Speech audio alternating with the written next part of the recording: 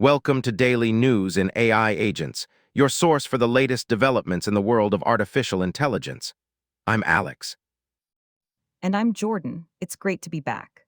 We've got a packed show for you today, covering everything from AI bug hunters to a landmark copyright ruling and a very strange claim from Elon Musk. It's definitely a busy one.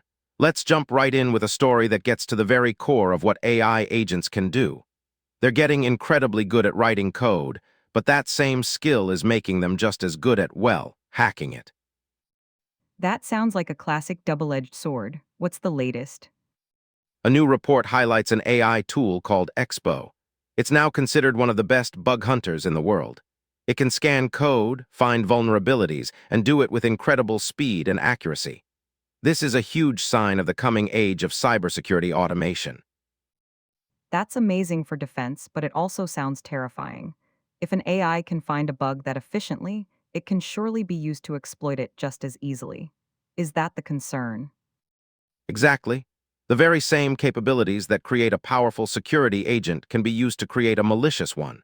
It's an arms race, and it's accelerating. It really highlights the need for robust AI safety and alignment, something we talk about a lot here on Daily News in AI Agents. And it's not just in security. We're seeing this productivity push everywhere. Goldman Sachs just rolled out its own proprietary AI assistant firm-wide. That's right. It's called the GS Assistant, and the goal is to boost employee productivity by helping with tasks like generating reports and summarizing documents. So while one agent is hunting for code exploits, another is helping an analyst prepare for a meeting. The range of applications is just exploding. From Wall Street to cybersecurity, it seems agents are becoming specialized coworkers across every industry. They are, but building these powerful agents requires massive amounts of data, which brings us to our next big story: a legal showdown in the world of AI. Ah, you must be talking about the Anthropic case. This one is huge. It is Anthropic, the company behind the Claude AI, just scored a major win.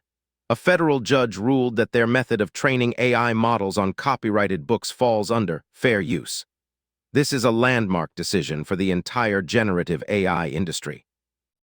Okay, so that's a win, but I heard it's not all good news for them. What's the catch? The catch is a big one. While the asterisk training was deemed fair use, Anthropic is still going to trial over how they acquired that data in the first place. They are facing claims of pirating over 7 million books to build their digital library. So the court is saying, what you did with the data is okay, but we still need to figure out if you stole it to begin with. And the potential damages are in the billions, right? Potentially billions, yes. It creates this fascinating legal gray area. It's a huge relief for AI companies on the fair use front, but a massive warning sign about data sourcing. You can't just scrape everything from the dark corners of the internet without consequence.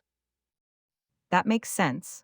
It's a nuanced ruling that says innovation is important, but intellectual property rights can't just be ignored. Precisely. Now, speaking of big names in tech and legal filings, let's turn to a story that's a little more unusual. It involves Elon Musk. I'm almost afraid to ask, what is it this time? In a court filing related to his lawsuit against OpenAI, Elon Musk's lawyers made a rather stunning claim. They stated that he does not use a computer.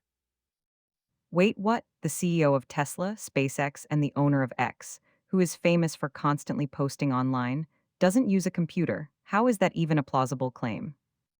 I have no idea. He has posted pictures of his laptop multiple times in the past year alone. It's likely some kind of legal strategy to distance him from certain documents or communications, but on the surface, it's just baffling. That's one way to put it. So while Musk's team is debating the existence of his laptop, other companies are focused on making computers even more essential for developers. A perfect transition, Jordan. Google has just launched Gemini CLI in preview. For our listeners, that's a command line interface. It's basically an open-source AI agent that brings the power of their Gemini models directly into a developer's terminal. So instead of switching to a web browser to ask an AI for help with code, a developer can just do it right there in their programming environment. That sounds incredibly useful. It's all about workflow and efficiency. It helps with explaining code, generating files, and a lot more. It's a lightweight, practical tool that puts an AI agent right where the work is happening. It's interesting how these developments in AI can feel both incredibly complex, like the legal cases, and also incredibly practical, like a tool for developers. That's what makes following this space for daily news in AI agents so compelling.